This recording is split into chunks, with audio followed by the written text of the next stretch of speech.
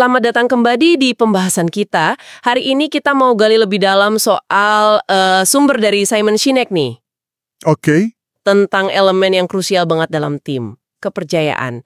Jadi sumbernya ini transkrip video, fokusnya ke gimana sih lingkungan kerja itu bisa banget ngaruh ke kinerja sama rasa aman karyawan. Menarik.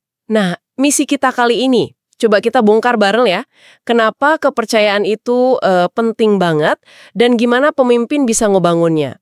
Siap. Kedengarannya penting banget nih. Kita mulai dari cerita ya, ada barista namanya Noah di Las Vegas. Oke, Noah. Dia ini kerja di 2 hotel beda, Four Seasons sama Caesars Palace.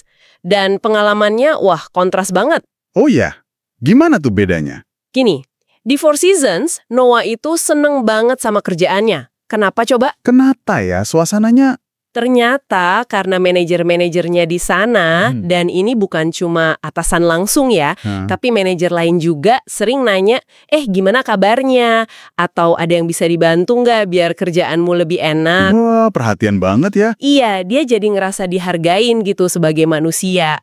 Nah, beda banget sama di Caesars Palace. Di sana, dia ngerasa manajernya tuh kayak nyari-nyari kesalahan aja, fokusnya cuma target tercapai atau enggak. Oh, jadi kayak diawasi terus gitu ya? Betul, akibatnya si Noah ini jadi cuma pengen bertahan hidup aja di sana. Nggak mau menonjol, kerjain yang minimal, nunggu gajian. Wow. Padahal orangnya sama loh, tapi perilakunya bisa beda drastis gitu tergantung lingkungannya. Ini nunjukin sesuatu yang penting banget kan ya soal lingkungan kerja. Tepat sekali. Ini nunjukin poin fundamental banget. Seringkali masalahnya itu bukan di orangnya, tapi di lingkungan yang diciptain sama pemimpinnya. Benar. Kita tuh sering salah nanya, gimana caranya kita dapat hasil maksimal dari orang-orang kita? Kayak mereka itu, mesin aja yang bisa diperas. Iya, kayak objek ya. Pertanyaan yang lebih benar itu harusnya, gimana kita bisa ciptain lingkungan biar orang-orang kita ini bisa kerja dalam kondisi terbaik mereka, secara alami? Nah, jawabannya pasti beda banget. Setuju. Dan kalau lingkungan itu nggak ada kepercayaan, wah dampaknya bisa serius ya. Banget. Sunggar ini cerita, orang jadi takut ngaku kalau bikin salah. Takut dihukum kan? Iya. Terus mereka jadi pura-pura bisa, padahal nggak tahu mesti gimana. Nggak bakal mau ngaku lagi stres atau butuh bantuan. Khawatir dianggap lemah, atau lebih parah lagi masuk daftar PHK berikutnya ya? Persis. Contoh ekstrimnya kan yang insiden United Airlines itu beberapa tahun lalu. Penumpang diseret paksa keluar pesawat. Oh iya, ingat saya. Itu parah banget. Nah, krunya semua tahu itu salah, tapi nggak ada yang berani ngelakuin apa-apa. Kenapa? Lebih takut sama atasan, takut kena sanksi pribadi, daripada ngelakuin yang benar. Itu gejala klasik lingkungan kerja yang nggak sehat. Nggak ada rasa aman sama sekali. Bahkan katanya, sebelum itu juga ada kejadian agen gerbang yang sampai ngebentak penumpang. Kenapa? Karena dia sendiri takut dipecat kalau melanggar aturan. Dia nggak merasa aman buat berbuat yang benar. Gila ya? Nah, coba bandingin sama tim yang isinya saling percaya. Di lingkungan kayak gitu, orang tuh ngerasa aman buat jadi rentan. Maksudnya rentan gimana tuh? Ya, mereka berani bilang, sorry saya bikin salah. Atau saya kayaknya butuh training tambahan nih. Atau bahkan lagi ada masalah pribadi nih ngaruh ke kerjaan. Atau simple aja, saya butuh bantuan dong. Oh, oke. Jadi bisa terbuka gitu ya tanpa takut dihakimi. Betul. Mereka yakin kalau rekan kerja sama pemimpinnya bakal dukung, bukan malah ngejatuhin atau mempermalukan.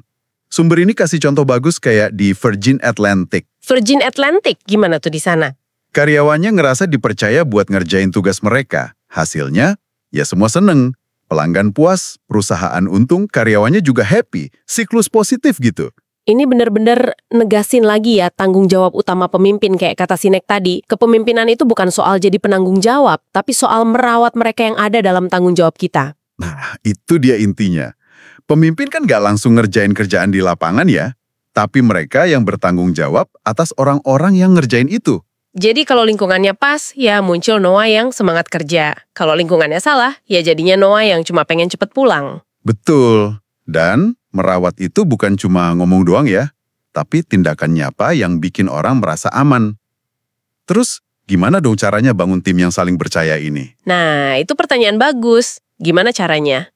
Sumber ini bilang, ini tuh bukan target yang bisa selesai dengan satu proyek atau ikut training sehari 2 hari. Nggak bisa gitu. Oh, jadi bukan kayak checklist gitu ya? Bukan. Ini lebih kayak jaga kesehatan fisik, sebuah praktek terus-menerus. Maksudnya gimana tuh kayak jaga kesehatan?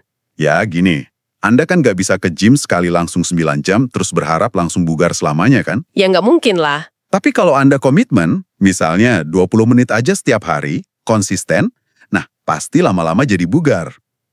Prosesnya sama dalam kepemimpinan. Analogi yang bagus banget itu.